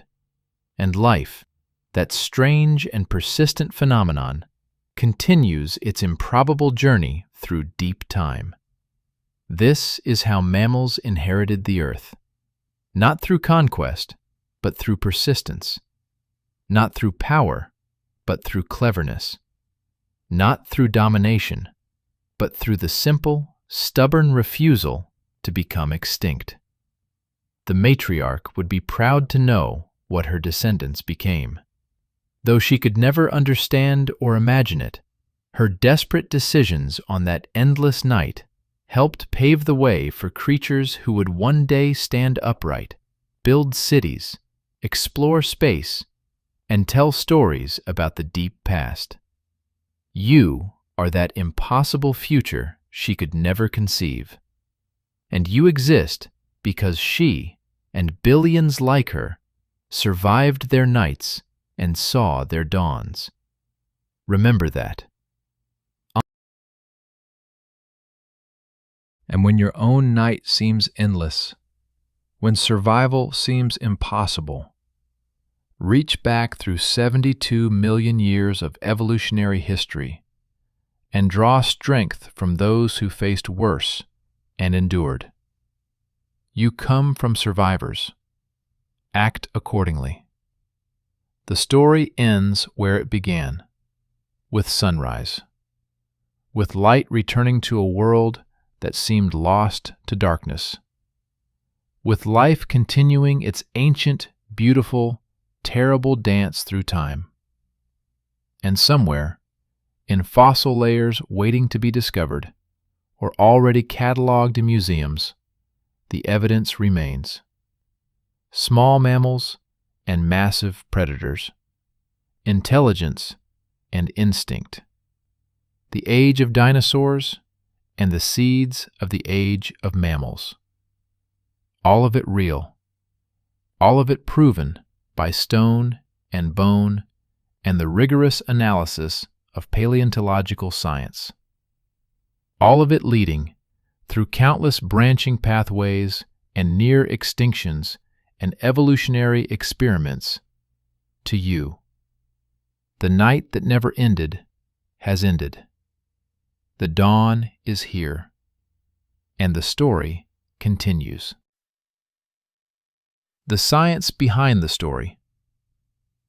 Now that the narrative is complete, let's step fully out of the storytelling mode and examine the scientific foundation that makes this tale not just dramatic fiction, but plausible paleontological reconstruction. Because every element you just experienced, every behavioral detail, every predator-prey interaction, rests on decades of fossil evidence, biomechanical analysis, and comparative biology. This is where we separate speculation from science, where we show our work, where we prove that the night that never ended could have actually happened. The real Carnotaurus, more terrifying than fiction.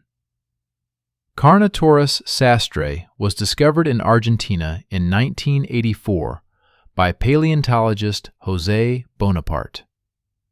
The holotype specimen is one of the most complete theropod skeletons ever found, preserved with unprecedented detail, including skin impressions. And what those fossils reveal is genuinely extraordinary. The biomechanics of Carnotaurus have been studied intensively using computer modeling and comparative anatomy. Those tiny arms we mentioned, they're not vestigial, they're hyper-specialized.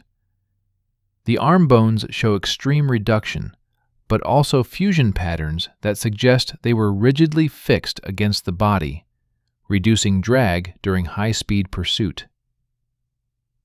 Recent studies published in the Journal of Vertebrate Paleontology have used musculoskeletal modeling to estimate that Carnotaurus could achieve burst speeds potentially exceeding 40 kilometers per hour, making it one of the fastest large theropods.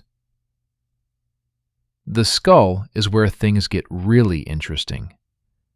Those bull-like horns aren't just for show. Finite element analysis of Carnotaurus skulls shows stress patterns consistent with head-to-head combat, similar to modern horned ungulates. The eye sockets are positioned to provide excellent binocular vision, crucial for a pursuit predator that needs accurate depth perception. And the nasal cavity shows enlargement consistent with enhanced olfactory capabilities. The skin impressions preserved with the holotype reveal small, non-overlapping scales with larger tubercles scattered across the body. This texture would have reduced turbulent airflow during running, another adaptation for speed. We're talking about a predator evolutionarily fine-tuned for pursuit hunting in open terrain. Could it hunt at night? Almost certainly. The scleral ring preserved in the orbit suggests pupil size and eye structure adapted for low-light conditions. Combined with that enhanced sense of smell, Carnotaurus would have been an effective nocturnal hunter. Everything described in the story about this predator is grounded in published research. The speed, the hunting behavior, the physical capabilities, all of it extrapolated from fossil evidence using the same methodologies paleontologists employ to reconstruct extinct animal behavior. The mammals, small but sophisticated. Late Cretaceous mammals from South America are less well documented than we'd like, largely because small mammal fossils are notoriously difficult to find and preserve. But we have enough evidence from contemporary deposits worldwide to reconstruct what these animals were probably like. Mammals in the late Cretaceous had already developed most of the neurological and behavioral sophistication we see in modern species. Fossil endocasts, natural molds of brain cavities, show that even small Cretaceous mammals had relatively large brains compared to body size, particularly in areas associated with olfaction, spatial processing, and sensory integration. The primate-like mammals described in the story represent a plausible extrapolation. While true primates, as we define them today, didn't emerge until after the KPG extinction, primate-like adaptations, arboreal specializations, forward-facing eyes, grasping hands, were already appearing in various mammalian lineages during the Cretaceous. Studies of modern small mammals in predator-rich environments show exactly the kinds of behaviors depicted: extended periods of immobility when threatened, use of concealment rather than flight, social cooperation in the face of danger. Grooming as a stress reduction mechanism is well documented in primates and many other mammals, releasing endorphins and promoting social bonding. The idea that these animals could remain hidden for extended periods is not speculation. Modern small mammals have been observed maintaining motionless hiding positions for 12 to 15 hours when predators are nearby. 18 hours is extreme but not impossible, especially under the kind of existential threat depicted. The titanosaur nests, verified by fossil evidence. This is where the story transitions from plausible to probable. In 2014, researchers led by Lucas Fiorelli published findings in scientific reports describing massive titanosaur nesting grounds in Patagonia, dating to the late Cretaceous. These weren't isolated nests. They were colonial nesting sites with dozens of nests clustered in floodplain environments. The nests matched the description in the story almost exactly. Large mud and vegetation structures, some exceeding 3 meters in diameter, built in clusters, suggesting social nesting behavior. The preservation was exceptional, allowing researchers to identify nesting material composition, construction techniques, and even evidence of multiple nesting seasons at the same sites. Here's the crucial part. Associated with these nests were fossils of small vertebrates, including mammals. The taphonomy, the science of how organisms become fossilized, suggested some of these small animals died while sheltering in or near the nests. Whether they were seeking protection from predators, scavenging eggs, or simply using the structures as convenient shelter, the fossils prove that mammals and dinosaur nests occupied the same physical space. The nests were built to last. Titanosaurs were massive animals, and their nests needed structural integrity to support tons of eggs and withstand the environmental stresses of seasonal flooding. The mud used was often mixed with vegetation that, when decomposed, created a kind of organic concrete. Many of these nests remained intact for years after abandonment. Using abandoned structures for shelter is common behavior across modern animals. From birds nesting in old raptor nests to mammals denning in bear caves, opportunistic use of existing structures is an efficient survival strategy. There's no reason to think Cretaceous mammals would have behaved differently. The pack hunters. Abelosaurid social behavior. The smaller theropods described in the story are based on Abelosauridae, the family that includes Carnotaurus. During the late Cretaceous of South America, smaller abelisaurids existed alongside their larger relatives, filling different ecological niches. Evidence for pack hunting in theropods has grown substantially in recent decades. Trackway fossils show multiple individuals moving together in coordinated patterns. Bone beds containing multiple individuals of the same species, sometimes with evidence of cooperative feeding on large prey, suggest social hunting behaviors. The specific behaviors described, coordinated search patterns, perimeter watching, tactical positioning, are extrapolated from modern pack hunters like wolves and African wild dogs, combined with what we know about theropod intelligence from brain endocasts. Theropods had well-developed regions associated with spatial reasoning and sensory processing, neurological prerequisites for cooperative hunting. Recent research published in PLOS 1 has used statistical analysis of trackways to argue that some theropod species engaged in sophisticated cooperative behaviors, including role specialization during hunts. The idea that smaller abelisaurids might work together to take down prey or investigate potential food sources is well within the realm of scientific plausibility. The behavioral ecology, predator-prey dynamics. Everything described about predator behavior in the story, the methodical searching, the waiting tactics, the return to productive hunting grounds, reflects documented behaviors in modern predators, extrapolated to extinct species using phylogenetic bracketing.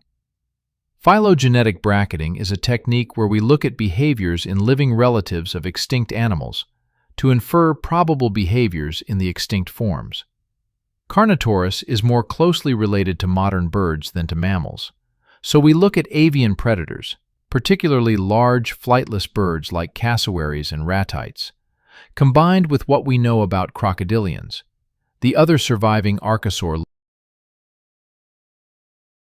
Both groups show patient hunting tactics, excellent memory for productive hunting locations, ability to wait for extended periods, and sophisticated sensory processing. The Carnotaurus behaviors in the story represent conservative estimates of what these animals were probably capable of based on their living relatives. The concept of predators establishing siege-like scenarios surrounding an area where prey is known to be hiding and waiting for them to make a mistake is well documented in modern predators from lions to crocodiles to wolves. There's every reason to believe extinct predators employed similar strategies. The lunar cycle, astronomy of the Cretaceous. The description of the moon being larger and brighter isn't artistic license, it's astronomical fact. The moon is gradually receding from Earth at approximately 3.8 centimeters per year due to tidal interactions. 72 million years ago, it would have been approximately 2.7 kilometers closer, appearing roughly 14% larger in angular diameter and providing significantly more illumination. This would have had real ecological effects. Nocturnal animals would have had more light to work with, affecting hunting success rates, predator avoidance strategies, and activity patterns.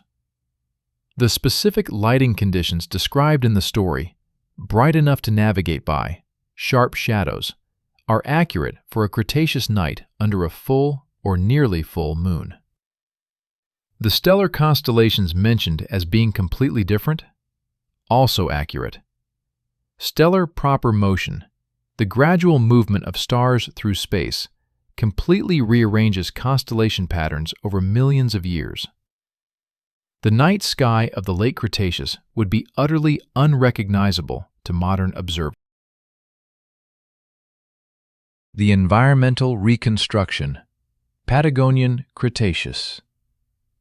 The setting described, floodplain with araucaria trees, fern understory, seasonal flooding patterns, represents our best understanding of late Cretaceous Patagonian paleoenvironments based on palynology, the study of fossil pollen and spores, sedimentology, and paleobotanical evidence. Araucaria trees, ancestors of modern monkey puzzle trees, dominated many South American forests during this period. Fossil evidence shows they grew to enormous sizes, creating the forest canopy described in the story. The understory vegetation, heavy on ferns and early flowering plants, is consistent with fossil assemblages from contemporary deposits. The climate would have been warmer than modern Patagonia, more subtropical to warm temperate, with seasonal variations that included flooding during wet seasons. These environmental cycles would have created the scattered nest distributions described, as titanosaurs sought elevated, well-drained areas for nesting that wouldn't be inundated during seasonal floods. The evolutionary implications. From Cretaceous to cognition. The epilogue's discussion of evolutionary continuity from Cretaceous mammals to modern humans represents mainstream evolutionary biology. The specific neural structures mentioned, amygdala, oxytocin systems, stress response mechanisms, are indeed highly conserved across mammalian evolution. Research in evolutionary neuroscience has shown that basic emotional and social processing systems emerged early in mammalian evolution and have been remarkably stable ever since. The fear response, social bonding mechanisms, problem-solving capabilities described in the matriarch, these aren't anthropomorphic projections. They're documented features of mammalian neurology with deep evolutionary roots. The KPG extinction event and its differential impact on dinosaurs versus mammals is well-established science.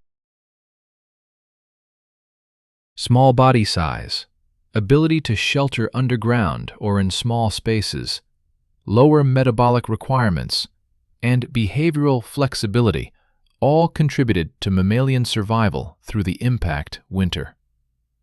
The mammals that made it through weren't necessarily the smartest or strongest, but they had the right combination of traits for surviving a catastrophic environmental collapse.